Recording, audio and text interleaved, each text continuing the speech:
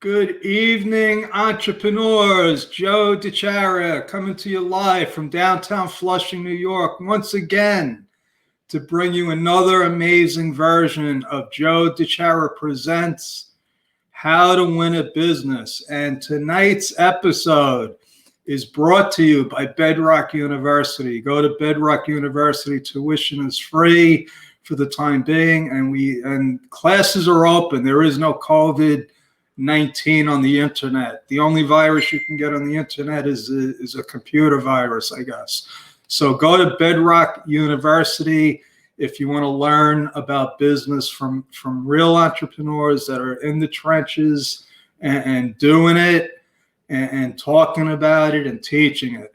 And it's also brought to you by my favorite vendor in the world, Suzuki. Suzuki is a crafts business started by my mom. I recommend everybody go there, buy your COVID-19 masks. The masks are made with love, and now she's putting up all kinds of Christmas stuff.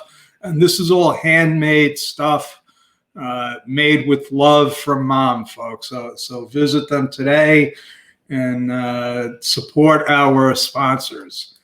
And if you don't know me, let me take a second to introduce myself. I am a CPA entrepreneuraholic. This is all I can think about from the time I wake up in the morning till I go to sleep at night is being an entrepreneur, the excitement behind it, the stories behind it.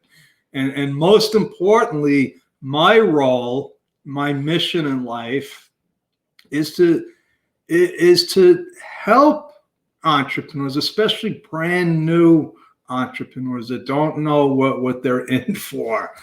And sometimes I might scare people, which is okay. It's not okay for my business. I don't know what happened. I got a brand new client on Friday. We're setting up a corporation. We're doing the bookkeeping. And today I get an email saying that we're not a good fit. And I don't know why. I'm sort of like brokenhearted, but that it happens. Sometimes, I might not be the perfect fit for everybody, and I understand that. But what I'd like you to know, if you are new and watching me, if I scare you out of going into business, then I probably did my job. Because if anybody could scare you out of not being in business, then you don't belong in business. It's as simple as that. And that's my story. I will always stick to it.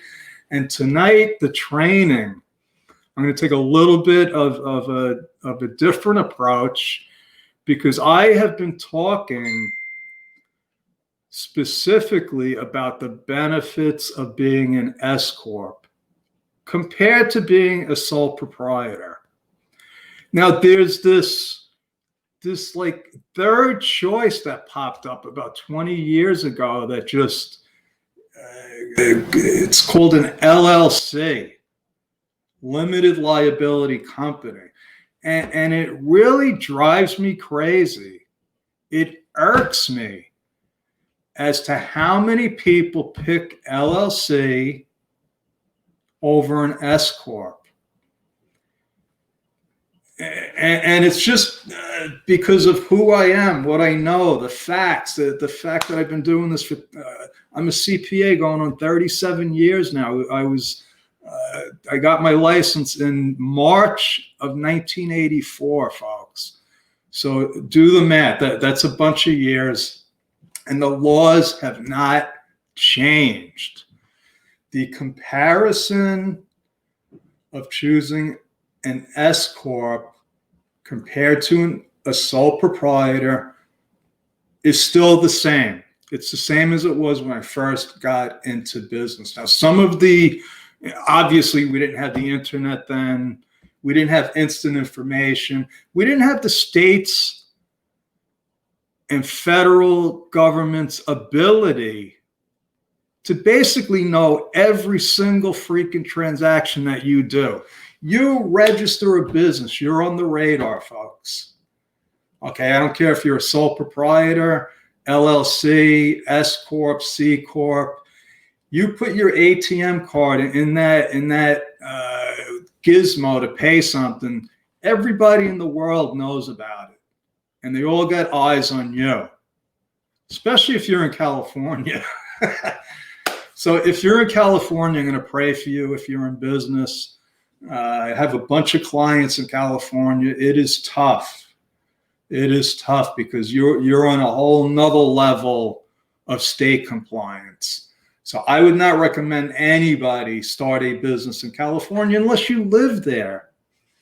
You know, if you live there, that's where your business has to be. You can't live in California and have a business in Delaware unless you're actually getting on a plane and going to Delaware to conduct your business. But that's a whole nother story. So let's get to the crux of the problem, which is what I like to do. You know, on most occasions, I go through this. And if you've seen it before, I'm sorry, but it's still the truth. Life is tough. Life is complicated. And what sets us apart as entrepreneurs is we make it even harder. We go into business. Life is not going to get easier when you start a business. And if you're watching live, and I keep forgetting to do this, but if you're watching live, get on the thread, give me like a hashtag live. If you're watching the replay, give me a hashtag replay. And I want to share with you, you know, after this, some of the discussion that I had today with a bunch of people that watched yesterday's version and people that don't agree with me. And I understand. People have different perspectives, different experiences, but I am focused on one type of business entity, the sole proprietor. And when professionals start getting into the conversation about legal issues and QBI stuff and all of that stuff doesn't factor in. It just makes it more confusing. So back to the problem. So we have this problem, a life problem. Life is complicated. Life is tough. If anybody doesn't agree with me, you know, you must be like Mary Poppins or something. But business is tough. I don't care if you're running an ice cream truck. In Manhattan, you need a lawyer and a CPA just to get a license to run a hot dog stand. So I can't make it any more clear. And I'm not the only one that feels like this. You know, there's all kinds of statistics out there. According to Forbes, 8 out of 10 businesses fail. 8 out of 10 businesses fail. We can go into a lot more detail. I think my friend John Limbacher has it closer. Given enough time, almost all businesses will fail. Unless you become a corporation or an entity that either sells the business or hands it down to somebody. But once you're done here, once your life is over, your business is basically over. Now, that doesn't mean that it's technically failed, but it's no longer in business, which is why a lot of the numbers are meaningless. You could look at all the numbers and then when you start dissecting them, you know, you get to the bottom. Let's go with my 40 years of CPA experience, my own entrepreneurial endeavors, where I must have started 30 or 40 businesses. And I could tell you 2 of them I sold. So that you know, 2 of them I sold. And the rest aren't here anymore. What happened to them? They're out of business. They died. They failed. That's what happens most of the time. So if you are just starting a business, the chances are stacked against you right from the get-go. Now, why is this? Why do so many businesses fail? And, you know, we could go into like, well, what's failing. Like I just described two businesses businesses that didn't necessarily fail, but are out of business. Let's talk about the ones that never get off the ground. The millions of businesses that start out and never generate a penny in profits, in revenue. That's right, folks. Millions and millions of businesses start each year and never generate a penny in revenue. Ultimately, to fail, because if you just don't generate revenue, but that's not the crux of the problem, because most people, when they go into business, can generate sales. So it's not that, they're not doing sales, so they fail. What they're doing is they're failing because it's so damn complicated and confusing. It's complicated to begin with. If you just look at the rules, the compliance laws, it's complicated. Just to set up a simple online Etsy store, if you want.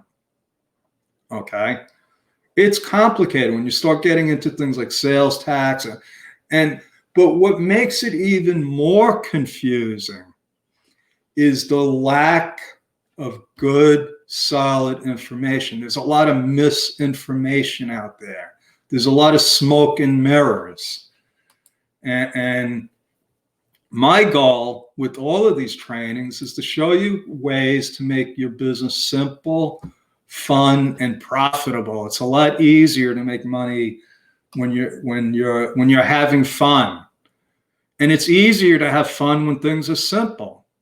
And I hope that you agree with me on that point, but that's the point. So let's get right into the three reasons, and it's really only one reason when it comes down to it. It's really only one reason. When a sole proprietor chooses to become an LLC, they are handling the legal side of business. I don't do legal. I do taxes. I'm a CPA. Okay. So you may have a legal reason for choosing LLC, and that's all fine and dandy, but that doesn't mean anything at all when it comes to filing your taxes. And this is something that I don't think people understand. It is a non-issue, folks. It's a non-issue. A single member LLC is considered a sole proprietor for tax purposes, which means if you're in business and you're a sole proprietor and you want to reduce your taxes, being an LLC ain't going to do anything for you, folks. I'm sorry, but that's the fact. That's the fact. LLCs do not come with any kind of tax classification. They are given what they call default classification. So a single member LLC is automatically a sole proprietor. If there's more than one member, it's classified as a partnership. There is no tax. It doesn't cover taxes. It covers the legal aspect of business. And fortunately, most businesses never even get into legal conundrums. Most people don't wind up in court because of something that happened in the business. Yeah, it happens. It happens enough times so that has to be addressed, which is something that a lawyer does. So I think a lot of people are getting me confused with trying to give legal advice. I don't give legal advice. No way. My son is an attorney. He spent a lot of money got a degree, spent a lot of time taking the exam, passing the bar exam, and I respect that. I'm not going to practice law. This is all about taxes, folks. And when you become an LLC without realizing it, you are still taxed as a sole proprietor. Unless, and then there's people out there, there's wise guys that'll tell you, well, yeah, but then you can elect to be taxed as a corporation. Well, yeah, so then why not just be a corporation? Why not just set up for tax purposes? So when I did my little scenario with the large tax group, and I saw all the feedback, over half of it had to do with legal issues. Oh, they have to seek the advice of an attorney. This is a legal matter. Well, yeah, creating an entity is a legal matter. It has to be formed at the state level, and there's legal documents, so it's a legal matter. But I don't practice law. I don't know how to protect people in case they're getting sued. I wouldn't even know what the first thing to do is. But I do know how to prepare a tax return. So here's the thing, folks. So many professionals, for reasons unbeknownst to me, are advising people that they should be LLCs. And unless you're a lawyer, I don't see how anybody could tell you that you should be an LLC. But if you're looking to lower your taxes, being an LLC is it's like buying insurance for a car that you don't even own, if that makes sense. That's probably not a good analogy. But if you're trying to raise your business to another level and you think that forming an LLC is going to bring you, it's going to bring you up a notch, because now you're not just a sole proprietor, you're an LLC. But the IRS doesn't care about that. The lawyers might care if they want to sue you, but that's not my area. I only cover taxes. So then the issue becomes, it's not even three choices, folks. It's really only two. You only have two choices when it comes to your taxes. Are you going to be a sole proprietor or an S-corp, or even a C-corp, which, sometimes and in certain circumstances, a C-corp has advantages over an S-corp, which I'm not going to get into now. But you need to talk to a tax specialist. And unfortunately, my tax professional friends are getting mixed up between legal issues and tax issues. Our job as CPAs, enrolled agents, tax professionals is to protect our clients and minimize their taxes. That's what my job is. So if you're telling somebody to become an LLC, you're not covering the tax issue. So let's uncomplicate this, folks. It's not that complicated. So one of my friends that was in the discussion with me recommended this other site. Yesterday I used a site to demonstrate how bad it was to be a sole proprietor. And just give me a second. I have to get my...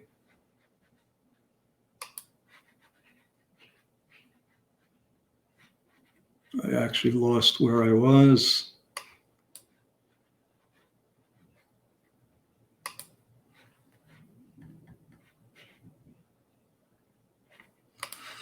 Okay, stop sharing.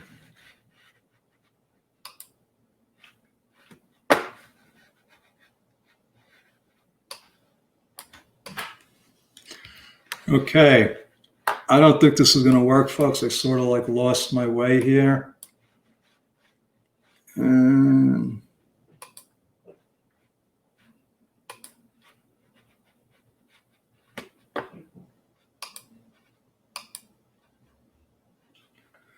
And I am still live, and I'm going into live again. I don't know what happened with my... There we go. And no, that's not good.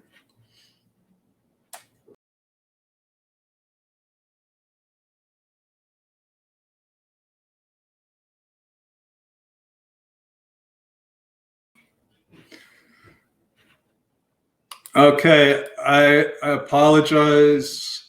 We're getting feedback. I don't know what happened, folks, but I made my point. That's my story. I'm sticking with it. And I'll be back again tomorrow. Sorry for the technical difficulties. Another lesson in technology. Good night. God bless. Thank you.